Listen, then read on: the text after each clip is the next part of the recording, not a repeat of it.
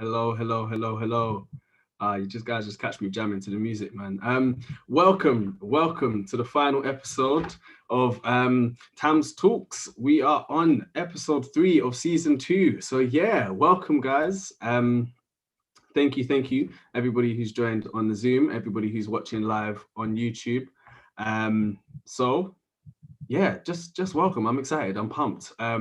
Thank you to all the team for making this happen. Shout out MDU and the Healthcare Leadership Academy for supporting us through this. Thank you to all of the team behind the scenes who are helping us to get these incredible talks for you guys. So yeah, without further ado, I'll just explain who I am, what we're all here for today, and then we'll get on with the talk. So my name is Kareem. I'm a third year medical student at King's College London, and I'm also the TAMS Network Director. So basically the agenda for today is you're going to hear a little bit from me about who TAMS are and what TAMS Talks is all about, and then we'll get right underway with the Q&A from 3 incredible speakers. All right, so who is TAMS? What is TAMS? TAMS stands for the Aspiring Support. Okay, the Aspiring Medic Support. Oh my gosh, how could I forget the M? The Aspiring Medic Support. And what we're all about is supporting medical students similar to ourselves.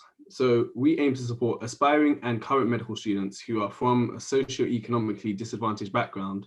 And we aim to provide students with all of the necessary tools to support their career aspirations, career progression, and we do this through various different methods. You know, we've got talks, we've got mentorship, we've got workshops, online resources, and yeah, TAMS Talks. So talks such as what we're doing today, talking about how to, pass your medical school exams, how to get involved in research. If you go on our YouTube channel, you'll see all of the wonderful talks that we've done in season 1 and the other 2 incredible talks that we've done in season 2 as well.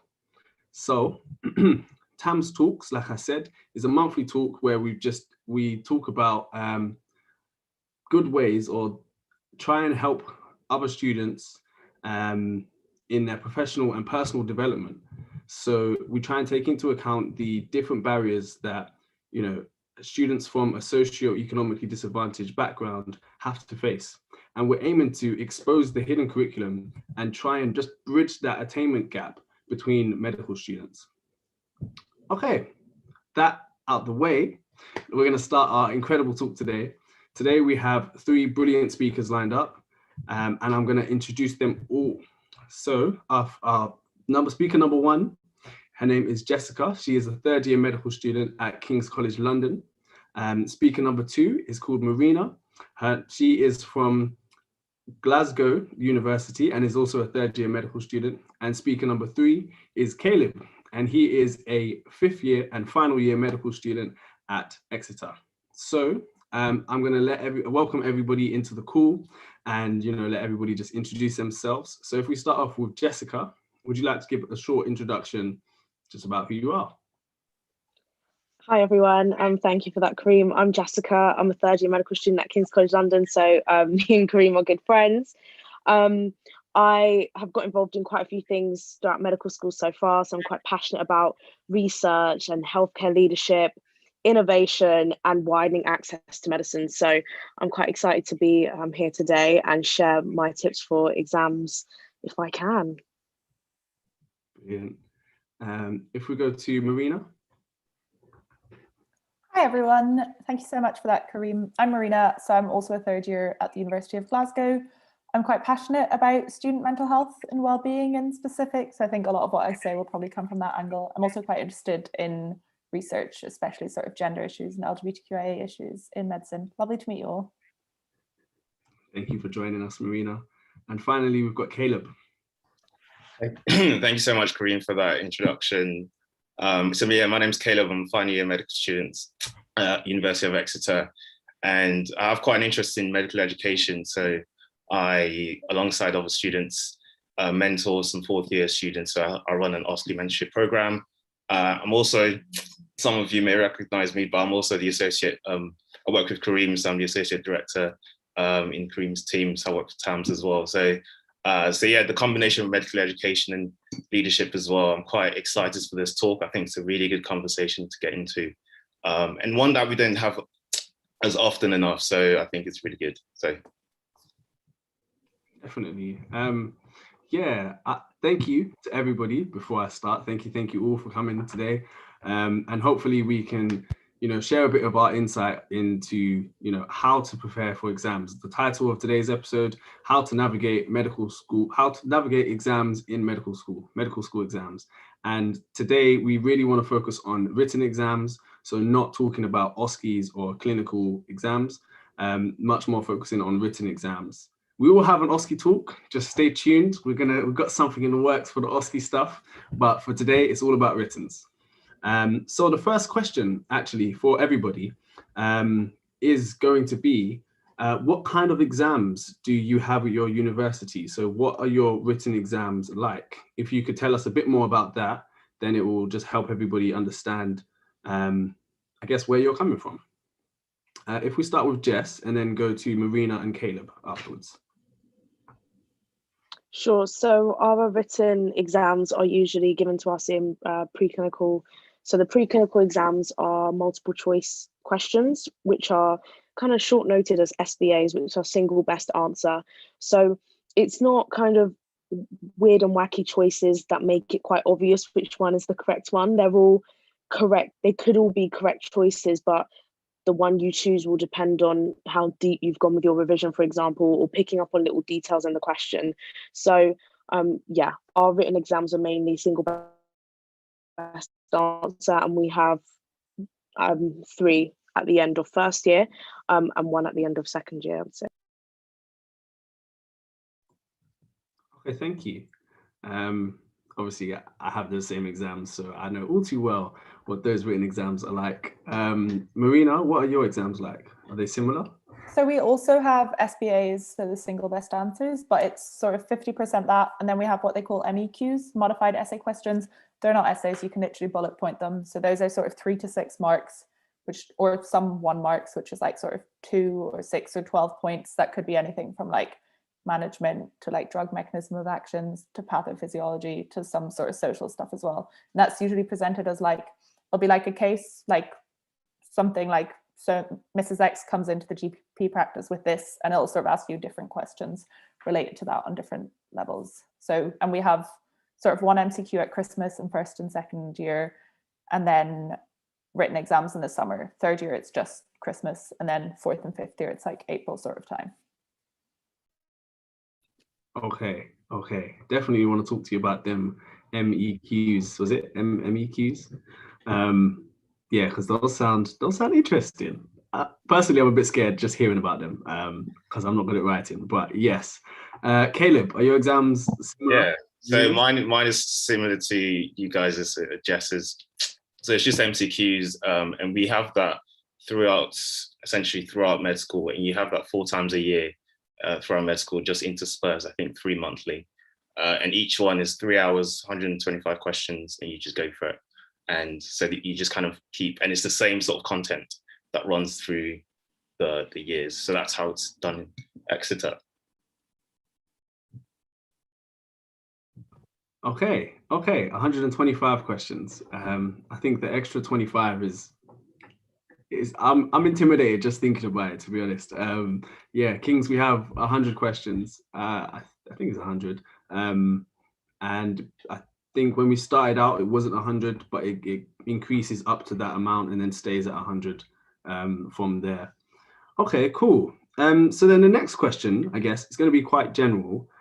So feel free to break it down. And I think as we go through the talk, we'll probably focus in more on specifics. But just overall, how do you prepare for your exams? So when exam season is coming up, how do you begin to prepare for that? If we go to Jess first. Oh, okay. So when I was in preclinical years, like preparing for the written exams, I definitely try and give myself a month and a bit to study up until then. How would I prepare? Well, I definitely have an idea of what I need to cover. I'm one of those people who really works by lists. So I would literally create a list of all of the topics that we'd need to know that could come up in this exam based on learning objectives that your university provides and things like that. And I would just go through this list and tick it off. So that's kind of already my timetable done for the month. And after I've gone over content, I tend to go over questions. So I do content I do a topic, I do questions, I do a topic, I do questions, because I feel like if I go over all the topics and leave questions to the end, before I know it, the exam's here and I haven't done enough past paper questions. And I genuinely think past paper questions are the key to doing well in exams. You can't do well in something you've not practiced physically doing. It's like driving, you can't do well at the test if you've just done the theory. The whole point is to do the driving. So that's kind of my method. Go over a topic, do questions, and have a list of the topics to go off. I'm not the type of person to wing it day by day. I like to know what I need to know for the exam and just go through that. Okay, yeah, I think we're quite alike in that way, in creating a big list first and then just chipping your way through the list kind of thing. Marina, do you approach things similarly, or how's it for you? I think I sometimes almost do it almost the other way around. So I think I'll often do questions, and then from that sort of pull what topics I don't know, go back and then do those topics. I think that sort of jumbles it up a bit more. So it's kind of all the different topics sort of in a way that you might see it in exams. But I'm all for making that list sort of, my uni has like intended learning outcomes. So I try kind of cover those in my notes as I go through. So I then have the kind of list there, but in my own format. We also have a thing called Peerwise. I don't know if other universities use it, where students can write like questions for each other. I find that quite useful, especially for SBAs, if you kind of have to know how to phrase the actual questions. But I'll approach it from different angles. I think sort of varying it and keeping it interesting usually works for me. But yeah, there's not always enough of a structure to it, I think. Okay, definitely want to hear a bit more about the is it Peerwise? I've never heard of that. I don't know if people at King's have been doing that and keeping it quiet, but yeah, never heard of it. Sounds like something that would be really, really useful actually. Caleb, how do you prepare for exams? Yeah, so my strategy is just think of it as almost 3 phases. So as I said, my med school is quite helpful because you know when the exam's going to be, it's going to be 4 times when you start the year in September. So that's quite helpful. So I just sort of plan almost like 6 months in advance. Well, maybe not, about 4 months in advance. So I think having a plan of like, okay, this is what we're actually going to learn this term. There's going to be about 2 exams, at some point in that term, and I want to go deep on these topics. So it means that I may not cover all the topics that may come up, but I know that the ones that I do cover, I'll be able to dive deep within them. So that's like the before aspect of it. So the during, I would say that's almost like 2-3 weeks before the exam. So that's when I'm getting into like revision mode. So that's flashcards. That's really making sure my memory, I'm like spaced repetition is the term for that. So making sure I'm like visiting things again and again, because the way I find out personally, the way my memory works is I can't just look at something, even though I understand it, I may not recall what I need to recall for the exam. So that's when I get into like active recollection mode. So that's about 2 weeks prior to the exam. And then there's the after exam and like what I do after the exam. And I think this is one thing I'd highlight for people, because people don't do this much, but it's almost like a post-exam and a post-exam post-mortem. That's it. And that's really just to reflect, ask yourself 2 questions, the most easiest questions medics know all the well. What went well and what could be improved? And that's literally just asking myself, okay, what actually worked in terms of my preparation for this exam, and what didn't go so well? Like what came up that I was quite shocked by? What was I blindsided? Where did I just really not even know that I was supposed to be revising that? And it's super short, and I just write that stuff down because it will help me for the next one. So yeah, before, during, after is what I'd go for. Okay. So what I'm taking from everyone's kind of got different ways of going through the content, but the themes are the same thing. You go through the content and then you do questions on it. And you kind of have different styles as to how you would like to approach the questions, if you want to do them at the start, or like if the questions guide what content you're going to go through, or if the content guides kind of what questions you do. That's what I'm gathering from you guys. I think, Caleb, what you said about like going through the exam or not going through the exam, but kind of reflecting on the exam afterwards, that's really interesting, because personally, I just do the exam and then keep it stepping. So that is actually quite useful, especially if your exams are going to be, similar topics throughout the year. Then if you go back on it afterwards, you're going to definitely do better in the next exam, because you're really going to learn from it. So that is a smart thing to do. Okay. Before we go into what people are sending through, because they've got some good questions coming through on the Slack here, I just wanted to ask you guys, what kind of resources do you use for questions?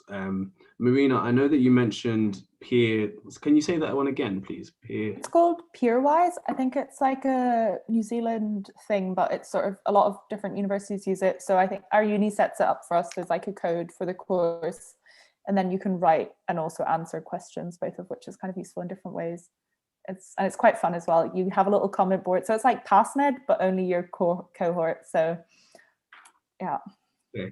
Okay, cool. Peerwise. I'll have a look into that. I guess people on the call should, check out if your uni has a membership or account for that. And then you mentioned another one, PassMed. I know that that's famous for myself. Does anybody else use PassMed or anything similar to it for questions? Yeah. So I like PassMed. I've used PassTest as well.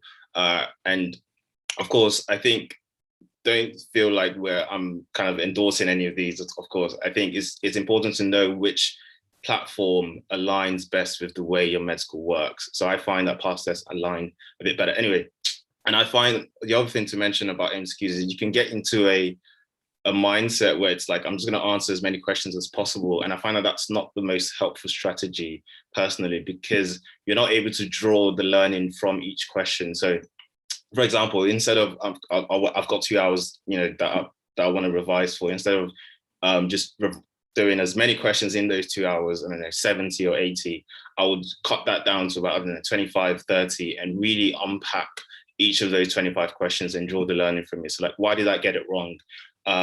Do I know all the options? So I'm confident that it's not the other ones and it's the one I chose.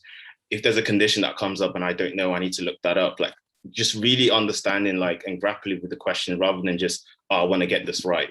Use the practice questions, use the MCQs as almost like training wheels rather than the actual exam, because that's where you're able to draw the learning from it. So definitely useful. Yeah, this guy's a final year medic, so he knows what he's talking about. He got through all of the years, and he's going to get through this final hurdle as well. Okay, does anybody else have anything other than PassMed and PassTest that they use as question banks or resources? I was very hot on Anki at one point, especially in first year. I was one of those people that actually made their own flashcards, would test themselves on it. I think as I've progressed through medical school, the time has massively reduced and I just do not have time to make my own flashcards.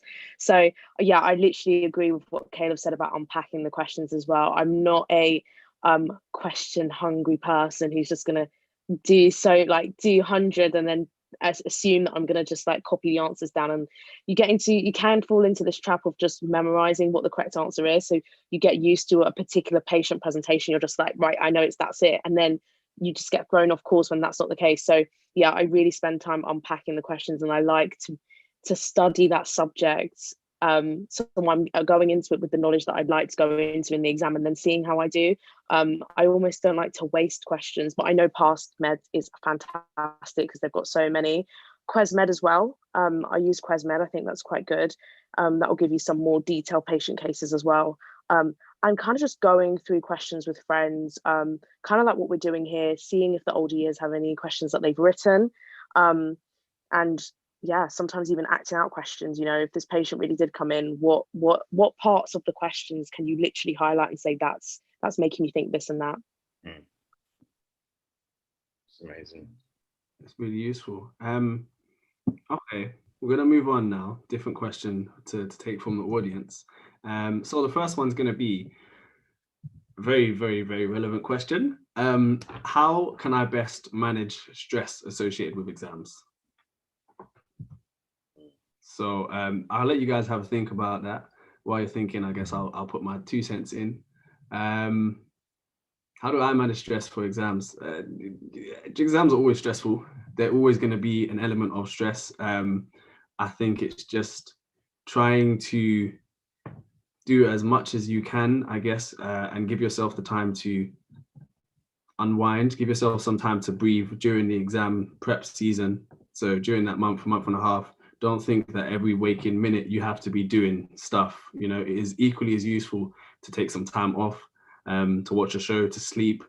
And I think those things are really, really beneficial. For me, what I would do to kind of manage the stress is make sure that each day, cool, the majority of my day is revising, but after that, I would use a lot of time to kind of, I'd make sure that I've got time for the chill stuff. So I'm either going for a run or I'm sleeping or something else. That is what I would do. But I'm sure that these guys have much more succinct and profound answers as to how to, control or work with stress during that exam season. So we'll go through, I think I'll let everybody answer this one. So if we start with Jess first. Sure. Yeah, so I was going to say that, I think a lot of my stress personally comes from this fact that I put too much emphasis on an exam, and exams are learning opportunities. They're for you to find out gaps in your knowledge. You're not going to get it out of your mind that you're going to get 100%. Aim for that if you want to, but I think it's a chance for you to realize gaps in your knowledge, and learn from them. So whatever does happen in that exam, it is not going to be the end of the world. The worst that will happen is that, say you fail, it will be a setback, and you'll get a chance to try again. And you would have learned. You would have learned that your methods didn't work. You would have learned that the exam was harder than I thought. You would have taken something away, and that's okay. That already takes stress off my back. Second of all, every exam you do will never be the last, because we're in medicine. So I just think, exams are part and parcel of this life that I've chosen. And if I was to stress myself to the extremes for every single one, I simply wouldn't be able to live my best life. So I also think, I've got through one, but it will probably happen again. And I need to have coping mechanisms for that stress. Kind of like you said as well, I definitely make time to relax and have fun.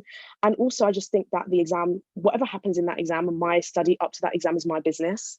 I try not to compare what other people are doing and fill my area with, oh my God, this person's revising this and this person's doing this many questions a day, because that is adding stress. So I just eliminate anything that adds stress, and I focus on the things that de-stress me. And I love, sleeping and watching a few shows as well. Thank you, Jess. Yeah, definitely some really useful bits of information there. Marina, do you do anything similar, anything different? I think for me, so one of the things is sort of, I guess, recognizing sort of the different types of stress. So as everyone said, like, there will always be stress, and you can also kind of reframe it like a little bit of stress is okay, as long as you don't let it sort of get overwhelming and that. And then there's that level, I guess, sort of you do want to like keep it at bay and that. And I think, for example, making sure that you schedule in nice things. So just as you like maybe block in like study, actually like this evening is dedicated to that, or this morning is to that, and sort of see it as an investment in the time that you are doing things that are productive and that as well.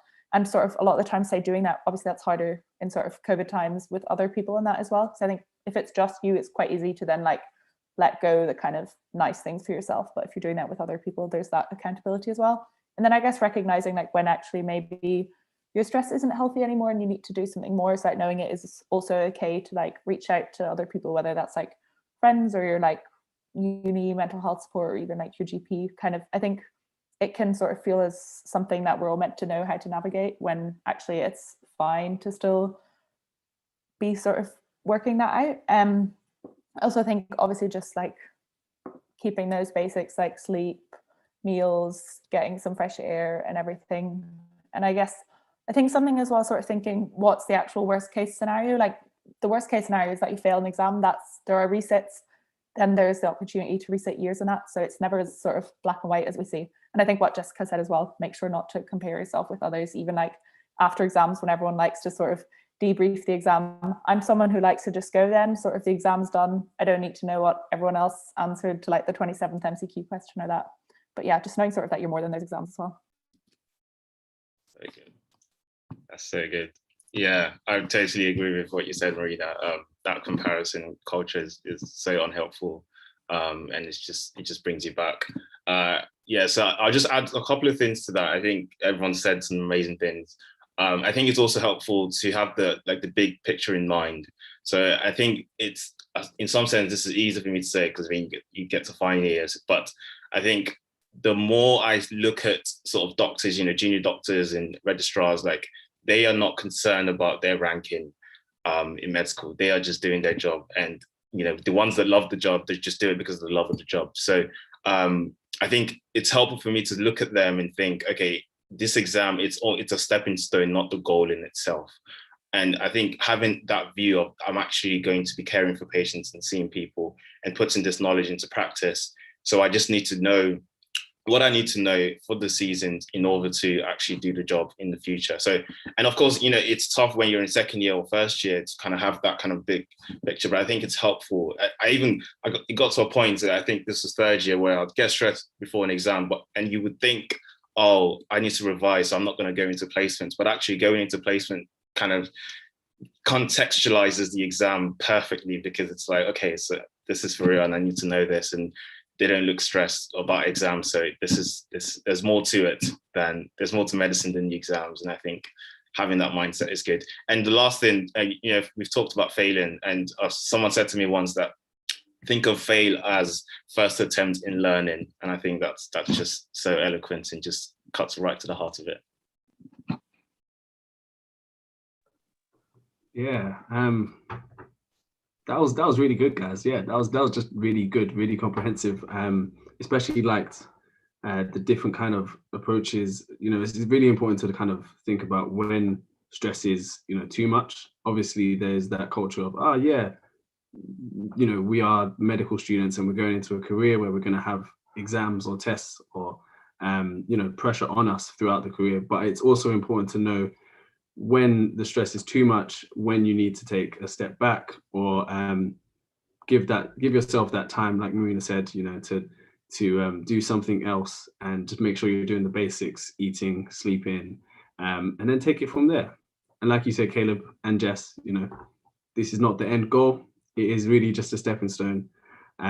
So what I was going to lead to is there was another question in the chat which says, how do you deal with failed assessments? So I know that you all kind of touched on it a little bit briefly, but if we could go into detail as to kind of, any advice you would give for people.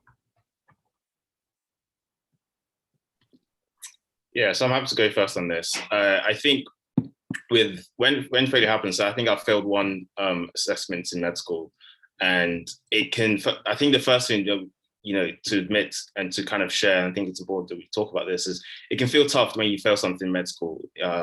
And you can start to question things, you can start to question why you're even in med school and all these things. And I think it's important to kind of catch yourself when you're doing that and really just remind yourself of, that you should be in med school and you have a place here, and, don't begin to question and get into that spiral.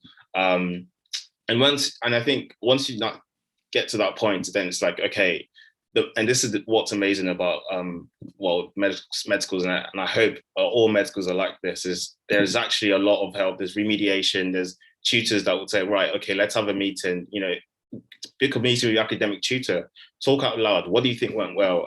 Because even just having someone listen to you process what happened through the exam can be just immensely helpful.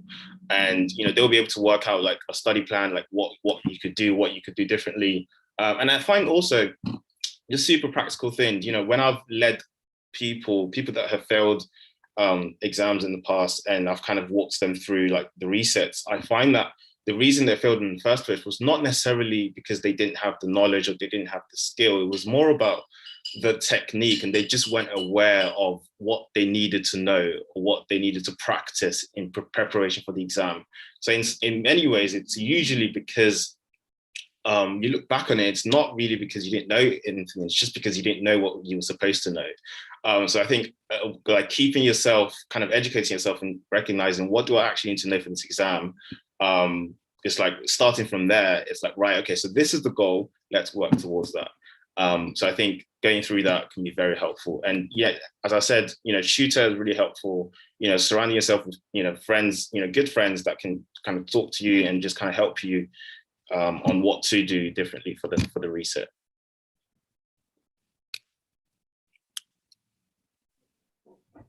Thank you. Does anybody have anything else to add? No? Okay, so we'll move on to the next question. And that is, this one is actually relevant to me because I struggle with this one myself. How do you manage revision after placement? So when you've had a long day at placement, 9 to 5, and the exams are coming up and you need to do some studying, how do you fit that in or make time to do everything? So, if anybody knows, please take it away. Jess, I see you unmuted. Do you want to go first?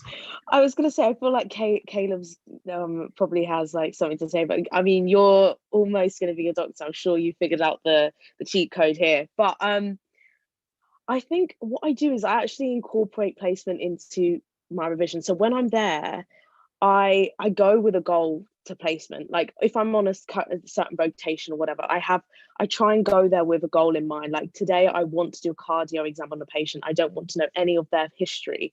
I want to be able to give 3 differentials and hopefully get one right. That's my goal for today. And that is revising. That is what you're going to do and what you're going to have to do in an exam or an OSCE. So I try and incorporate it into placement when I'm there. But when I do come home, yeah, I'm so tired. What I always make sure to do as well is like have a shower and eat before I even attempt to try and like open up my laptop, do any studying. And then when I've kind of sorted myself out, had a bit of downtime, I try and go over stuff that was relatable to that day. So it's not massive brain power.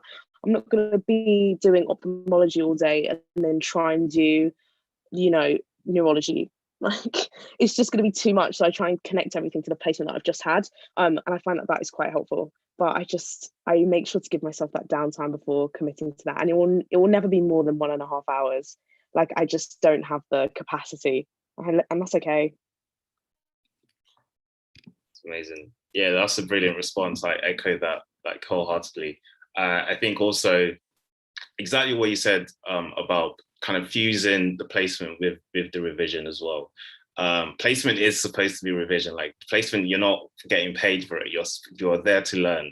And the ways that you can implement your learning, so your actual didactic learning with the actual placement is ideal, and it's the sweet spot of what med school should be.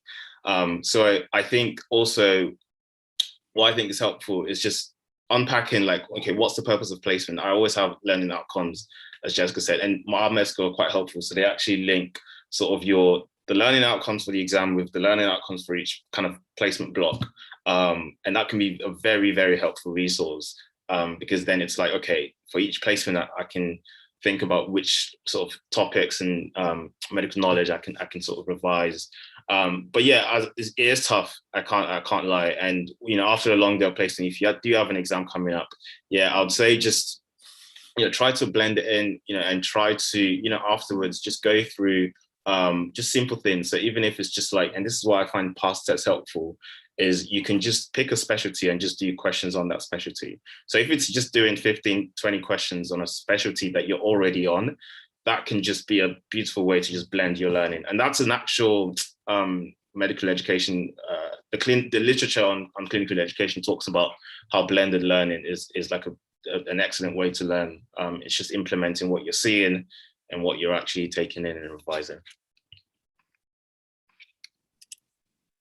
Okay, and that was called blended learning, right? That's right, blended learning. Any good YouTube videos on this? I don't want to have to read the whole research paper, but if you have some good YouTube videos that have a nice summary about blended learning and how me and other students can incorporate it, drop it in now. We can share it around for everybody as well. Okay, Marina, do you have anything you'd like to add to that question? So I've actually only just started placement, so not yet had to study for an exam on one, but I think I agree with what the others have said and don't see it as separate things. I find that I learn quite a lot better by sort of relating things to actual patients and cases. So sort of seeing those patients and also not being afraid to like afterwards take a minute to like actually look up like the treatment plan or why those signs were there, and also kind of using the resources there, like as in all the doctors and that, like it's fine to ask questions. You don't need to know anything, even if you're just a bit unsure. It's so easy to just ask then and then know something. And then again, I find like later on you can think back to that interaction, which often is easier than like thinking about a textbook or something. So yeah. I'd have to agree. Oh, one more thing from Caleb, go on. I just had one more quick thing, and this is almost like a kind of icing on the cake. So take it or leave it, is get into teaching. So, and it's not too early to get into teaching. And the reason I say that is because the best learners are teachers, because if you have to teach something, then you're forced to actually learn that thing to a high level, and because you have to teach it. So, even if second year teaching first years means you are, having to relearn like first year material, and you are having to, just master it. And so that can be a helpful way to kind of push yourself and keep yourself accountable, and it's also a service to others as well. And that's a way to kind of motivate you to push yourself. So yeah. That's such an important thing, because it's actually really, really desired in medicine and in foundation years and beyond, especially if you want to be a consultant, to do lots of teaching and show your dedication to teaching. And King's, we actually have PAL, which is peer assisted learning, where you can start from second year onwards teaching younger years. So yeah, I mean, it's something I definitely should have done this year, but it's something I'm 100% signing up to in the future, because it really does make you know your stuff. Okay, brilliant. Thank you, guys. I think I'm gonna try and do some of those ones myself, to incorporate with placement, so that I'm not studying stuff completely unrelated. I agree. It's definitely easier to study something when you have actual patients to relate it to. If you've seen somebody with jaundice, then it's easy to kind of learn about that. Whereas if it just feels like it's this really rare disease you've never seen except for in the textbook, it's quite hard to give yourself the motivation to, spend an extra 90 minutes or 30 minutes or however long it is studying that. This next question, I think, okay, we'll go to this one and then we'll go over to that. Now, this is obviously taking it back a little bit, obviously being in third year and fifth year, but it is, does anybody have any advice on the best ways to study anatomy?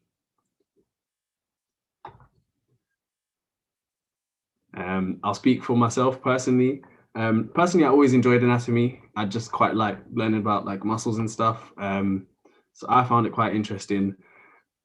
And I think the best ways for me to do it were definitely dissection, helped to visualize it. I know not everybody's got dissection, but you might have prosection. So it makes it, easier to actually see things and maybe feel things, move stuff around.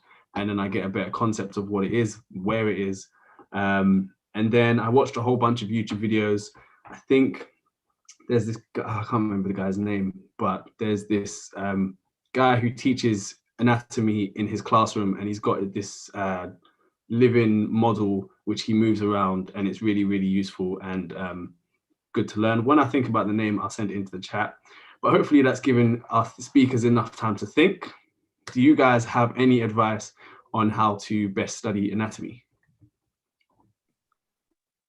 I'll go first, because I did write a blog post on this, but only because anatomy was one of my favorite things to study in preclinical years, because it was the first time that we got to do active learning, because obviously we weren't seeing any patients. And I love dissection. I went to every single one. I thought it was so good. And one thing I did do is that I made sure not to turn up to dissection completely unprepared.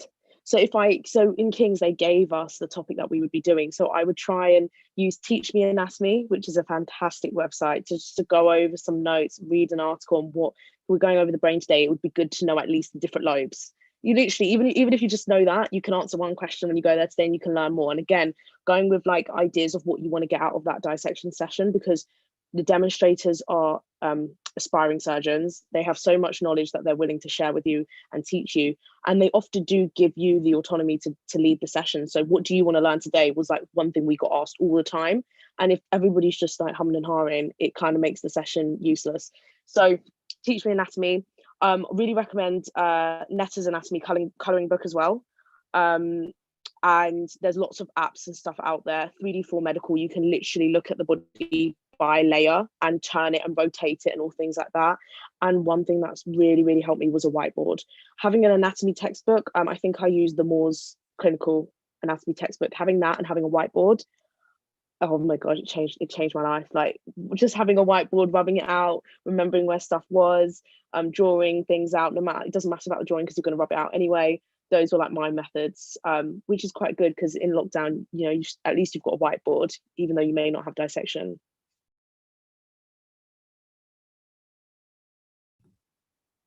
Yeah, I think that's really useful, especially like you said, I forgot, considering COVID, things are going to be different. Some people may not have access to dissection or to prosection. So a whiteboard is probably a really smart thing to do. That way you can take it from just being in your head, you can actually start to visualize it a bit better. Yeah, Jess, if you could send that link and then we'll share that so everyone can have a look at the blog post. Does anybody else have any other tips and tricks for studying anatomy? Go for it. You go ahead. Yeah, so I agree with what Jess said. So anatomy was not my strongest. I'm more of a physiology kind of guy. But I think you still have to do it. So for me, I always went back to like what's clinically relevant and what do I actually need to know. And you know, you could say that as like kind of you're not really learning all of it. And perhaps you're right, but I think because it's so vast and it's so like comprehensive that you have to kind of go back to the basics. So yeah, clinically relevant anatomy textbooks that are like clinical anatomy textbooks were helpful. Whiteboard, I totally back that as well. Our med school also has some plastic models that you could sort of like just essentially hire, which was quite helpful. So so you just kind of bringing it to life as well as, you know, all of that. But yeah, I agree with what Jess said. Yeah, I echo what the others have said as well. And I think definitely the preparation thing, I definitely didn't do this enough in first year. If you walk into dissection and you have no clue sort of by the end of it, it's only then that you actually know what you have to sort of go and learn. I also find, I think I'm quite a sort of like tactile learner. So sometimes I'd like draw like muscle groups on my arms and that. And again, sort of realizing that it is relevant. I think when you're in preclinical years, it can feel a bit like, why do we have to know all of this? And now on placement, I'm like, oh, I should have known a lot of this a bit better. But then on the same side, like you've got all of med school and beyond to kind of know it all. You don't need to know all of it. I think my first year exams, I accidentally labeled the lip pigments as muscles. Can't believe I've immortalized that on the internet, but I'm still here and I hopefully know them now. So yeah, it's not about getting everything, sort of as with everything. So true, because you have to also kind of come to terms with the fact that you're not going to remember anatomy as well. So I've been quizzed so much on placement, like what's the top muscle in the foot, and I'm just like, what are the bones in the foot? Let's start there, because I haven't gone over it in so long. So whilst you're actively recalling everything else, to actively recall anatomy as well, like don't even begin. That definitely the clinical relevant stuff, like Caleb said. Yeah, definitely good.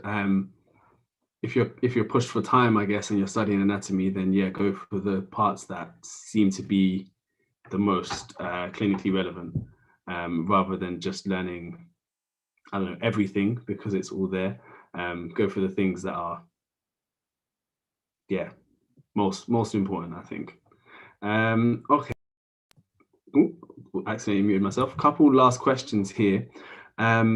Now, I think people mentioned it beforehand, but just to go into a bit of detail, where can students get support for their mental health during exam season? Does anybody know of the specific places or support systems in their uni, or maybe other groups, institutions? Yeah. So I think most universities, they'll have like a sort of specific medical school wellbeing service, and also that might be sort of, we have peer support and then also like a person dedicated to that, and that can be quite useful, as obviously they can like help you out with sort of local things. Probably your universities will have like wider like counselling and psychology services as well, and then there's kind of sort of going beyond your uni. The BMA conflict of interest. I'm their deputy chair for welfare, have like a wellbeing service where anyone can call up either like one time, or you can actually get like 6 counselling sessions. I think it's one of those things where often it's like, oh, but if it's just sort of mental health things related to revision, it's not bad enough. Like you can call anyone about anything and that's totally fine. Or sort of local services, there's like different helplines and that. I think sort of almost seeing it as like a kind of check out all the options and find out what works best for you. Again, I think with these things, there's like a pressure, like, oh, you reached out to one thing and then it's like, if that's not it, okay, I've reached out now, that's not enough, but like, I'll just leave it. But actually it is okay to be like, maybe there's a better fit and that. But I think just sort of asking around, sort of, I think no one really talks about it, but a lot of people will have tried different things in that. And often sort of even sort of peers will know like what works locally. I don't know if that helps. Yeah, I agree with what you said, Marina, as well. Like, personally for me, when I've kind of been on the brink of, oh, this is too much, I'm feeling overwhelmed, I tend to go to my friends first. But I remember I did look at my options at King's, and King's has got a fantastic mental health. We've got fantastic mental health services. I have to say, it's like one of the reasons why like that uni was so attractive to me as well. And they have this online platform called the Big White Wall, and literally it's just a white page, and you just type whatever you want on it. Other people are also on it, so they can reply, but everybody's anonymous, and you can literally just type, "I want to cry right now. I hate muscles. People are just writing crazy stuff. I'm craving baked beans," whatever it is, you can just get it out on that Big White Wall. And you may even get responses and stuff like that. I just found that was so cathartic for me. And it got a lot of things off my mind. Whereas, yeah, if you want to speak to someone, a phone call may work better for you, and a helpline would be more suitable. There's like Samaritans. There's when I remember the names, I'll post it in the chat. I think it's called Shout. But yeah, there's lots of things, and you just kind of got to do what works for you. Sometimes it can literally be typing into a voice. Other times it can be regular phone calls or one-off phone calls. So just be open to the different things out there. Yeah, I definitely echo what's been said already. I think something that, talking can go a long way with these things. And particularly I find that when things get stressful around exams, just getting around, sometimes spending time with medics can help, sometimes that may not help. So just finding which one works for you, whether it's just getting out and, getting into a community of non-medics and spending time with them, just kind of get your headspace right, can be quite helpful. And as everyone said, like services around university, tutors, wellbeing services with university, I think they're really helpful as well. And yeah, just being, because it happens, and I think I'll say for sure, like I think prepping for fourth year Oscars was one of the most stressful periods of med school, just full stop, and that was tough. And yeah, I think just talking about it and recognizing that it's a reality across the board is really helpful. Yeah, I agree with everybody. I think you always some really good points about where you can get support, and I think it's important to make sure that everybody feels that get the support. Like there's no shame in it. If you feel like you need a bit of help and things aren't going the way that you want them to be, you feel like things are just a bit rough, just get the support. I mean, I did the same thing. Last exams, there's COVID and final exams of the year. I was thinking, everything is just a lot right now. So yeah, reach out to the university. They'll probably have some things on their page, so just have a look. Ask your friends, they might know. But yeah, I think final question of the night will be on a more positive note, hopefully. And this is, what is it that motivates you guys to study? How do you stay motivated to study during exam season? Would anybody like to go first? So I'll go first. I say stay motivated during exam season.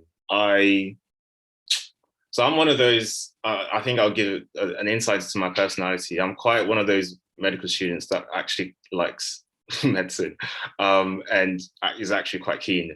So I'm the one that would be like pushing things and like showing up on placement and being like, come on guys, let's go.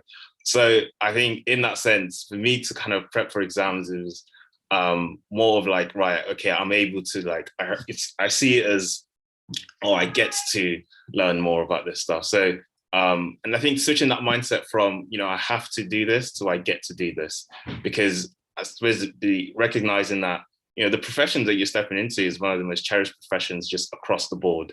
And there is value in that, and reminding yourself of that you get the privilege to do that and care for people in this way. So that's like a deep kind of reason for me, and just the practicalities of, you know, this is something that you want to be able to do in the future, and this is almost a stepping stone that you need to go through to get there. So I think that's sort of my space philosophy of it. I totally agree. I think sort of just not actually thinking about the exams too much, but sort of the end outcome and the wider picture.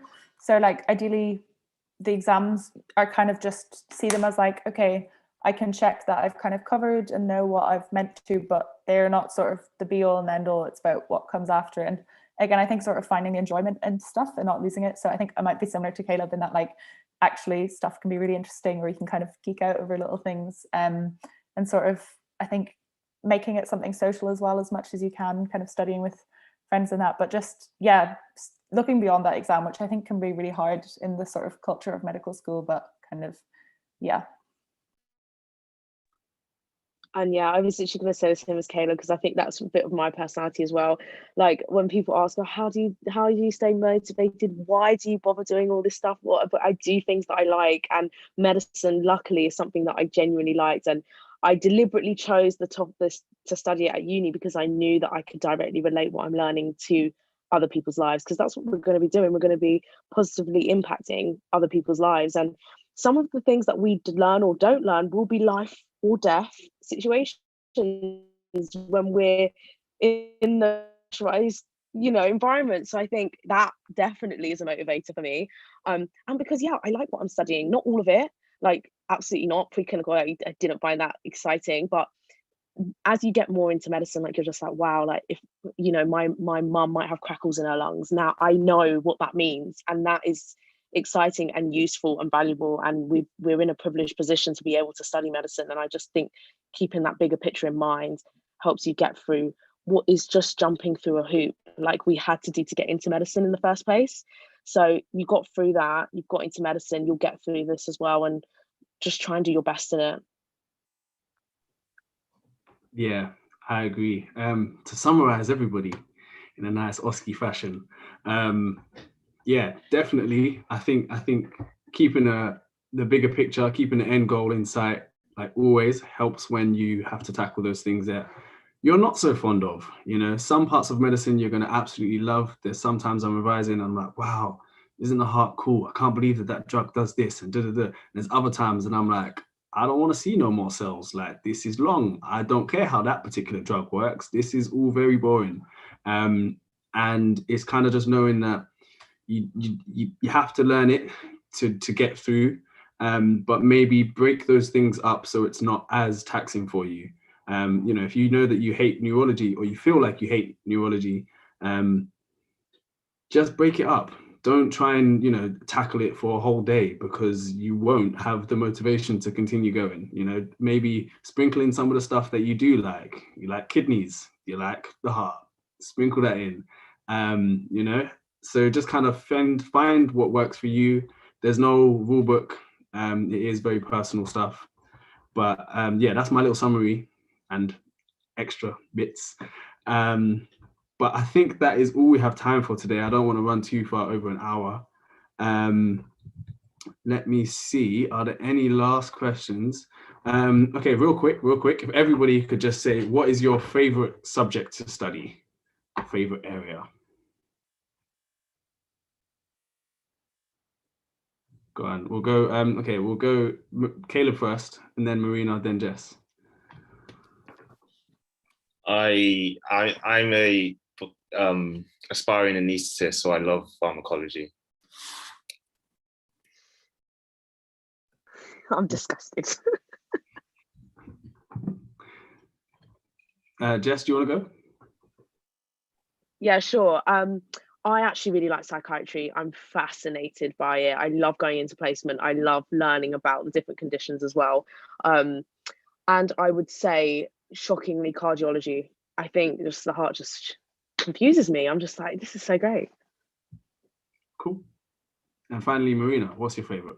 I think I'm going to say something a bit different. I really love all the kind of social determinants of health, the sort of medical sociology and psychology sort of side of things.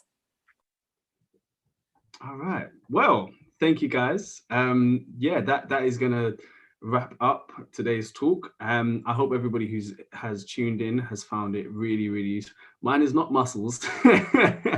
My favorite area of studying is I actually find the heart really, really interesting. I love everything to do with the heart.